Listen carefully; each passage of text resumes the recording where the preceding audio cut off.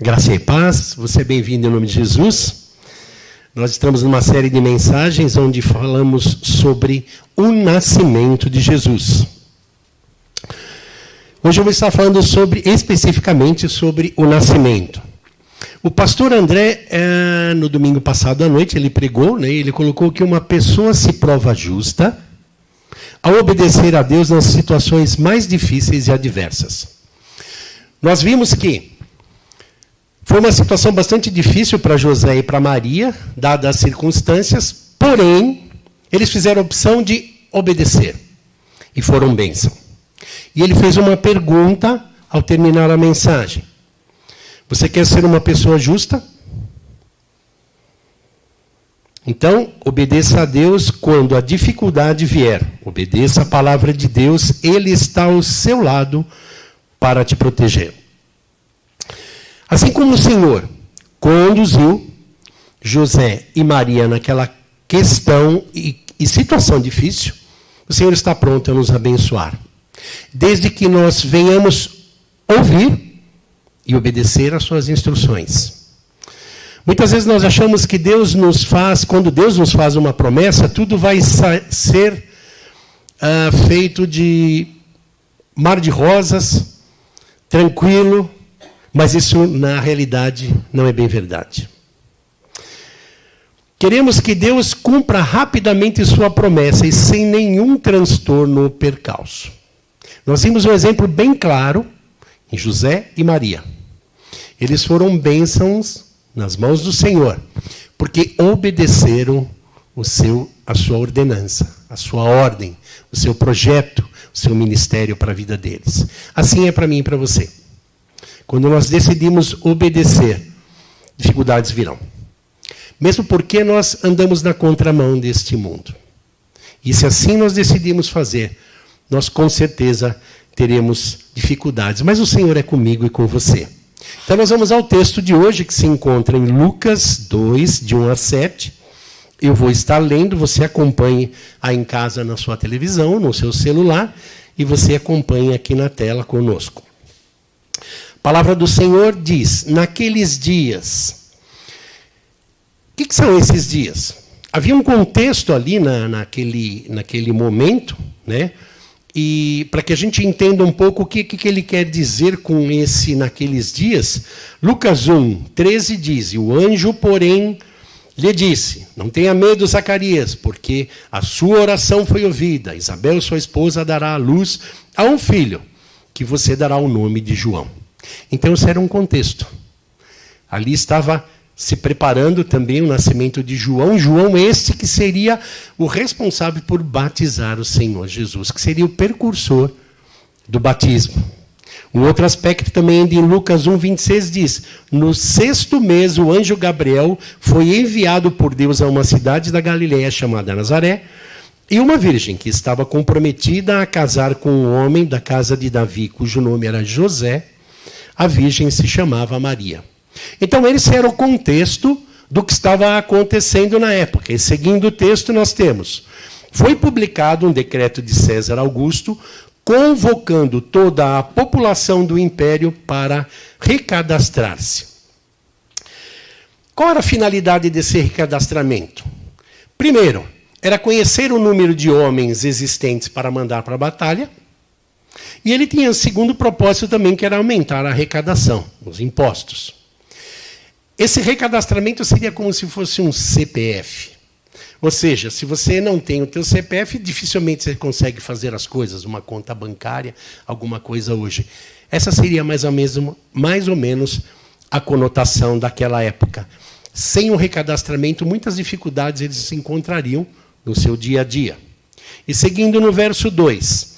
Este é o primeiro recenseamento que foi feito quando Quirino era governador da Síria. Todos iam alistar-se, cada um à sua própria cidade. José também saiu da Galileia, da cidade de Nazaré, e foi para a Judeia, até a cidade de Davi, chamada Belém, por ser ela da casa da família de Davi, a fim de alistar-se com Maria, sua esposa, que estava grávida. E aconteceu que, estando eles ali, chegou o tempo dela ter a criança. Então Maria deu à luz a seu filho primogênito, enfaixou o menino e deitou numa manjedoura, porque não havia lugar para eles na estalagem. Senhor Deus e Pai, a Tua palavra, Senhor, está lida, que Tu possa, Senhor, através do Teu Santo Espírito, estar conduzindo, Senhor, a cada um na necessidade de cada coração. É o que eu te peço e te agradeço, em nome do Teu Filho Jesus Cristo. Amém, Senhor. Maria, ela na realidade viajou grávida, ela estava praticamente, se não com 9 meses, praticamente com 9 meses. Eles esperaram o máximo possível, acredito, que para ter a criança, porque talvez fosse o plano do casal, né, que tivessem a criança, deixasse com os seus pais, e fossem então fazer o recenseamento para que Maria não sofresse tanto. E o recenseamento estava terminado, ou seja, o casal precisava rapidamente se mover. E a distância percorrida foi alguma coisa em torno de 140 quilômetros. Era uma longa distância para uma mulher grávida num burrinho. Quase sempre as coisas saem do nosso controle, do nosso domínio e daquilo que planejamos, não é?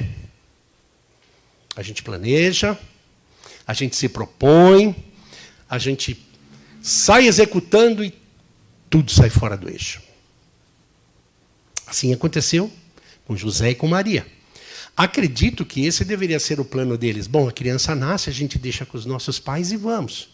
Né? Ninguém em sã consciência gostaria de levar uma mulher grávida num burrinho 140 quilômetros. É um projeto um pouco complexo, mas aconteceu. Mas nunca sai do controle de Deus e daquilo que Ele planejou. Isso você precisa ter em mente. Embora saia do nosso controle, Deus é soberano. Nunca sairá do controle do Senhor. E aí nós vemos Gálatas 4:4 que diz: mas quando chegou a plenitude do tempo, Deus enviou o seu filho, nascido de mulher, nascido sobre a lei. Deus tinha um tempo determinado para que Jesus nascesse. Deus tinha um propósito e um projeto. Essa criança nasceu não por um acaso numa manjedoura, porque não tinha lugar. Existia um plano, um projeto arquitetado pelo Pai para que assim acontecesse. Miqueias 5:2 já dizia: e você, Belém Efratá, que é pequena demais para fugir para figurar como grupo de milhares de Judá, de você sairá aquele que há de reinar em Israel, e cujas origens são desde os tempos antigos, desde os dias da eternidade. Jesus não poderia nascer em Nazaré, porque havia uma profecia de que ele nasceria em Belém. Assim como Deus traçou um plano para José, Maria, para Jesus, aqui na terra havia um propósito de redenção, até a sua morte na cruz, essa morte que nos traz hoje a salvação, a vida eterna. Ele tem um propósito para você. Nós precisamos compreender que tem um tempo. Deus, ele não trabalha no tempo que nós trabalhamos, que é o cronos, cronômetro. Deus trabalha kairos, como se fosse mais ou menos eventos. Então, é difícil para nós entendermos o que Deus às vezes faz. Quando nós olhamos a história de José e Maria, é meio complicado. Aquela situação da mulher viajando é uma coisa que nós reputaríamos como loucura. É um passeio fora do propósito. Mas Deus tem um propósito sempre para tudo. E é interessante que o nascimento de Jesus é a sua maior revelação à humanidade. É o Verbo encarnado, o Manuel entre nós. Quando Jesus nasceu, na realidade é o maior advento da humanidade. Deus encarnou-se em Cristo Jesus para trazer para mim e para você o plano da redenção. Portanto, é um marco o nascimento de Jesus na minha e na sua vida. Tanto nós que cremos em Jesus, mesmo aqueles que não creem, o calendário prova isso antes e depois de Cristo. Ele marcou o nascimento de Jesus. Ele, na realidade, é a revelação do Pai. Quando nós analisamos a estrutura deste projeto, um projeto tão importante, nós vemos que Deus trabalhou com o estritamente necessário. Olha que coisa interessante. O nascimento de Jesus é um projeto e é um acontecimento extremamente importante. Porém, Deus trabalhou com o estritamente necessário. Um acontecimento deveria ter anúncios, fogos, num hotel numa pousada 5 estrelas, né, numa estrebaria. Mas, na realidade, nós vemos que Deus ele trabalhou com o estritamente necessário. É uma antítese, né? Um Deus vindo à Terra por mim e por você, numa condição tão simples e singela. Isso traz muitas e importantes lições para a minha vida e para a sua. Muitas vezes queremos uma série de coisas que não são necessárias, não são realmente importantes. Jesus poderia ter um quarto 5 estrelas? Poderia. Precisava? Não. Qual era o propósito? Que a criança nascesse. Ponto. E ela nasceu com saúde. Então, muitas vezes, na minha vida e na sua, nós queremos dourar a pílula, enfeitar o pavão, como a gente diz, né? E nós precisamos entender que Deus ele trabalha na simplicidade. Então, nós temos aí, vemos que nós temos que começar a analisar realmente o que é importante para mim. Será que eu não estou perdendo tempo e gastando tempo com coisas que não me fazem caminhar? Essa é a primeira questão que nos vem. Nós vemos aqui em Jesus que Deus trabalha com o estritamente necessário. Ele fez isso em Jesus, com o seu Filho. Aquele que veio para transformar a minha e sua vida e que virá restaurar este mundo do pecado e do mal. Ele virá não mais como advogado, mas como juiz. Esse Jesus que nasceu na manjedoura, num coxo onde animais comiam. Deus tem o controle da história na sua mão. Preste atenção. Deus tem o controle da história na sua mão. Compete a mim e a você caminharmos nessa história. Você está caminhando? Porque não adianta a gente não caminhar, a gente não lê a Bíblia e não ora, e depois vai falar, Senhor, o Senhor não me ajuda, o Senhor não fala comigo. Não tem jeito. Deus ele tem o controle, mas cabe a mim e a você caminharmos nessa história. Você tem buscado ao Senhor entender qual é o seu propósito? E quando o Senhor fala assim, você vai viajar 140 quilômetros grávida num burrinho, né? A gente fala assim, oh, não vai ser muito confortável, mas eu vou. Ou a gente reclama. E qual a introdução disso tudo? O nascimento de Jesus da forma que aconteceu, com as circunstâncias humildes que aconteceu, é um evento que não tem lógica. Uma coisa tão importante para nós, humanos, acontecer de uma forma tão singela é algo que não é lógico. Ele, sendo filho de Deus, nasceu em um ambiente simples, sem pompa ou grandeza, demonstrando que o reino de Deus não é como o reino dos homens. Ou seja, nós precisamos começar a avaliar as nossas necessidades e anseios com a ótica cristã, com a ótica de Cristo, não com a ótica mundana. Porque se a gente começar a olhar para esse mundo, ele vai te falar, você não trocou de carro esse ano? Está acabando? Está chegando o Natal, está virando o ano. Tu vai ficar com um carro velho? Você não comprou outra casa? E a roupa, cara? Teu guarda-roupa, você não trocou? E aí, você vai passar ceia aonde? Porque agora é assim, não é mais restaurante top.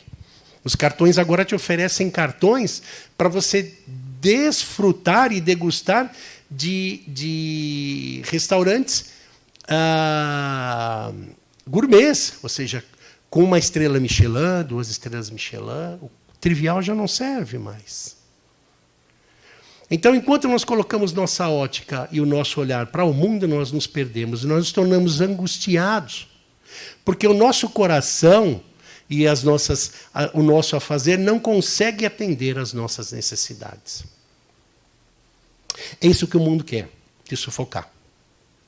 E se nós olharmos para ele, ele consegue fazer isso conosco. Hoje refletiremos sobre a humildade do nascimento de Cristo e como isso molda a nossa identidade espiritual. Para nós entendermos o contexto do nascimento de Jesus, ali Lucas 2, de 1 a 3, diz: naqueles dias foi publicado um decreto de César Augusto, convocando toda a população do império a recensear-se. Este é o primeiro recenseamento que foi feito quando Quirino, governador da Síria. Todos iam alistar-se, cada um na sua própria cidade. Humildade nas circunstâncias políticas. É interessante que Jesus nasceu sob o domínio de um império que controlava o destino de milhares de pessoas. Ou seja, ali, recenseamento, faz recenseamento. Vem para cá, vai para lá, vai para lá, vai para lá. Mais ou menos como hoje. Eu e você, nós somos dominados pelas autoridades de São Caetano, São Paulo, Brasil e mundo. Infelizmente. Nós somos impelidos e guiados por eles. Na época em que Jesus nasceu, havia essa questão. O decreto de César Augusto refletia um contexto de opressão política. Nós vemos em Mateus 2, 1, que diz: tendo Jesus nascido em Belém da Judeia, nos dias do rei Herodes. Vou ler só a parte A. Rei Herodes, esse camarada que matou a sua esposa judia, que matou 3 de seus filhos e a sua sogra. Esse era o contexto que Jesus nasceu. Numa questão de opressão política. Então, nada mudou. Os tempos continuam assim, as guerras estão aí, as opressões. Né? Nós vemos pessoas da área política ganhando auxílio alimentação 2, 3 vezes mais do que um salário mínimo. Como pode? A injustiça. Jesus nasceu também nesse contexto. Deus opera em meio à adversidade. Apesar das decisões humanas parecerem dominantes, Deus está sempre no controle. Nós vimos o quê?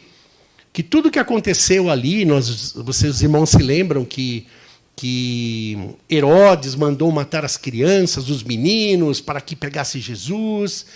Tudo aquilo, desde que José e Maria seguiram a vontade do Senhor, foram abençoados. Então nós vemos o quê? Que Deus, apesar da adversidade, sempre está no controle. Deus é soberano. Utilizou as circunstâncias para cumprir suas promessas. O nascimento em Belém sempre foi protegido e guiou José e Maria nessas 2 circunstâncias. A simplicidade do lugar. Nós vemos aí Lucas de 2, 4 a 7. Um lugar inesperado. Jesus nasceu em uma estrebaria entre animais. Foi colocado em uma manjedoura, como eu disse, um coxo onde os animais se alimentavam. Não havia lugar para eles na hospedagem. Interessante. Um advento tão importante e Jesus nasceu de uma forma tão simples. Por quê? Porque o foco era Jesus. As luzes eram para Jesus. Não era para o local, não era para a cerimônia e não era para a pompa. E aí vem uma questão. Muitas vezes no nosso viver, nós estamos mais preocupados com a forma do que o conteúdo.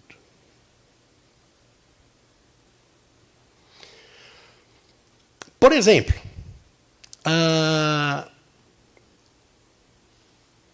na igreja nós não temos tudo que nós necessitamos. Por exemplo, eu acho que não tem igreja nenhuma que tem tudo. Tudo que todos queiram.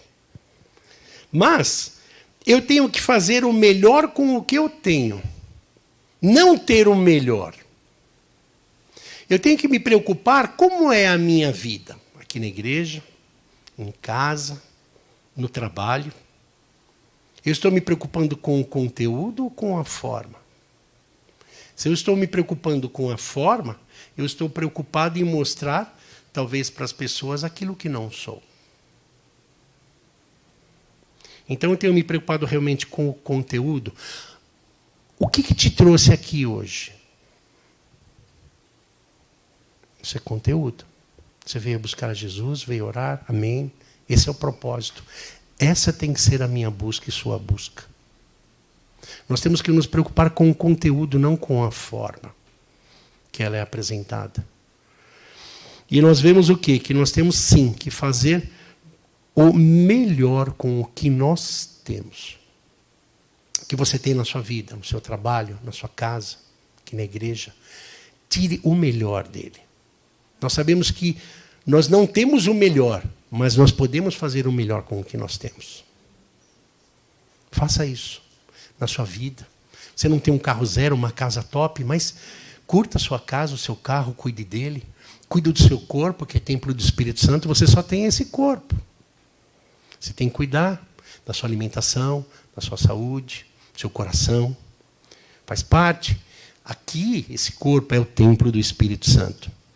A identificação com os humildes, em realidade, demonstra que Jesus veio para identificar-se com os marginalizados e pobres, provando que o valor de uma pessoa não está na sua posição social e em sua riqueza. Muitas vezes nós usamos as pessoas e amamos as coisas. É o que esse mundo faz, com que eu ame as coisas e eu use as pessoas para ter as coisas que eu quero amar. E o Senhor aqui nos mostra uma coisa totalmente diferente. Ame as pessoas e use as coisas. Então esse deve ser o nosso foco. Os panos na manjedoura, elementos simples que simbolizam o despojamento e a humildade. O Rei dos Reis começa a sua jornada terrena com o que há de mais humilde. Lembre-se, o Senhor trabalha na simplicidade. Muitas vezes o Senhor está trabalhando na sua vida e você não vê, porque você está esperando fogos, o carro é alegórico, o carro com luz, e o Senhor está trabalhando de forma simples, como Ele fez no nascimento de Jesus, mas de forma extremamente eficiente. Preste atenção no que o Senhor tem feito. E o significado espiritual do nascimento de Jesus para nós? A mensagem central do reino de Deus. O reino de Deus não é sobre riqueza, status ou poder humano, mas sobre coração humilde dependente de Deus. Nós temos falado, todos os pastores, que Deus deseja obediência, mas mais que obediência, Ele deseja intimidade. Ele quer que nós venhamos ser amigos dEle. Nós temos buscado, nós temos lido a Bíblia, nós temos orado, nós temos entendido de Deus aquilo que Ele quer para a nossa vida? Ou nós temos deixado os nossos olhinhos brilhar por aquilo que o mundo tem nos apresentado? Jesus redefine a grandeza. Grandeza espiritual não é em conquistas materiais, mas nas atitudes e serviço humilde. A identidade espiritual do cristão, somos chamados a seguir o exemplo de Cristo. Eu e você somos chamados a refletir Cristo em nossas vidas. Vivendo de forma humilde, valorizando as pessoas, rejeitando o orgulho e o materialismo. Mateus 6, de 8 a 12, diz: chamando os 12, e passou a enviá-los de 2 em 2, dando-lhes autoridade sobre espíritos imundos. Ordenou-lhes que não levassem nada para o caminho, exceto um bordão, nem pão, nem sacola, nem dinheiro. Dependência total. Que fossem calçados de sandália e não usassem 2 túnicas. O Evangelho de Lucas, Jesus recomenda aos seus discípulos que não levem bolsas, sacolas ou sandálias, para que sejam missionários livres, sem se prenderem a coisas que incomodam. O que te incomoda? O que te prende? Lembra o jovem rico? Vai e vende tudo que vem, tudo que você tem e segue. O que é que tem te incomodado? Quem que tem te prendido nessa terra que te impede de caminhar mais próximo com o Senhor? Coloque isso para que o Senhor trabalhe, te abençoe. Seja um relacionamento, um filho, trabalho, finanças, relacionamento. Coloque isso para o Senhor. Senhor, eu preciso caminhar. Eu não posso ficar assim.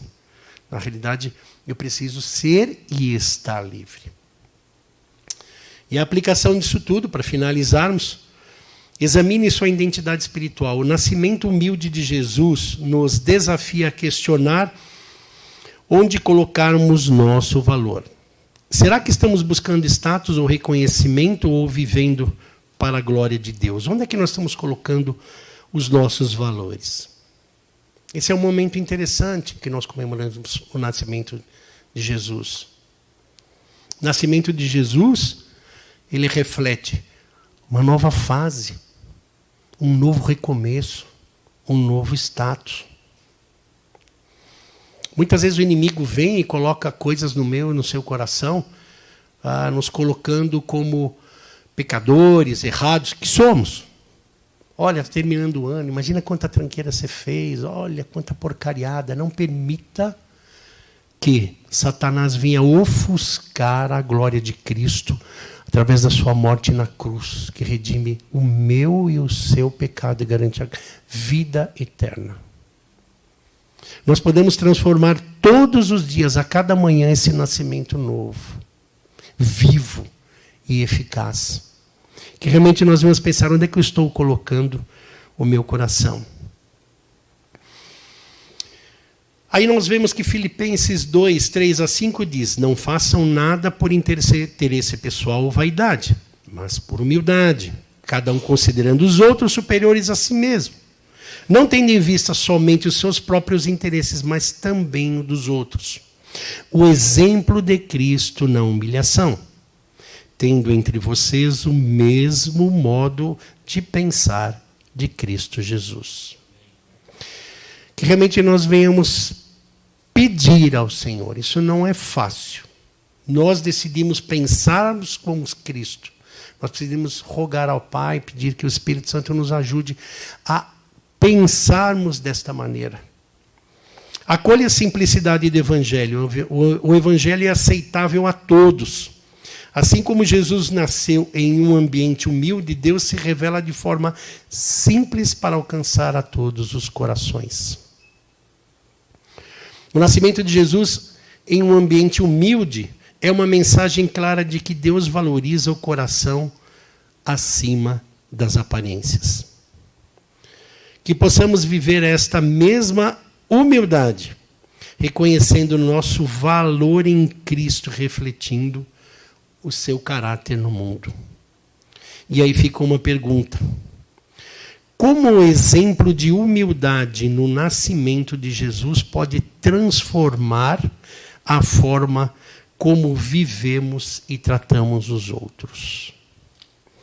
Lembre-se, Jesus ele veio para nós, para nos salvar. E lembre-se o que eu disse no início, né, que na realidade ele veio e trabalha com o estritamente necessário. Que realmente nós possamos pensar como essa experiência vivida por Jesus em seu nascimento, essa questão da humildade, do amor, do cuidado, tem impactado a minha vida. Que nós possamos pensar e levar esse Cristo a Jesus. Porque o Evangelho é isso. Não é só falar do que Jesus é também do que Jesus fez. Mas principalmente colocando a vírgula e continuando. Esse Jesus da Bíblia que fez isso em mim. Eu era assim, eu era assim, eu era assim. Hoje eu sou assim. Que realmente nós possamos ter a autoridade em Cristo Jesus para estarmos buscando a cada dia o renascimento de Jesus Cristo em nossos corações, em nossas vidas. Bem, Senhor Deus, Pai, graças, Senhor, te damos, ó Pai, porque Tu és Deus. Nós te agradecemos, ó Pai, pelo Teu nascimento. Obrigado porque Tu podes e faz isso todos os dias, todas as coisas novas, Senhor. Nos ajuda através do Espírito Santo, Senhor, a nos fortalecermos em Ti, ó Pai. E, ó Pai, crermos, ó Pai, que Tu és soberano, Senhor. E que não existe, Senhor, dificuldade que Tu não esteja, Senhor, presente e conduzindo, Senhor. Amém. E como o Senhor colocou o pastor André na sua mensagem, que se nós obedecermos o Teu mandado, Senhor, nós seremos pessoas justas e seremos abençoados em Ti, ó Pai. Nos ajuda a tomarmos posse, Senhor, da Tua graça, do Teu amor.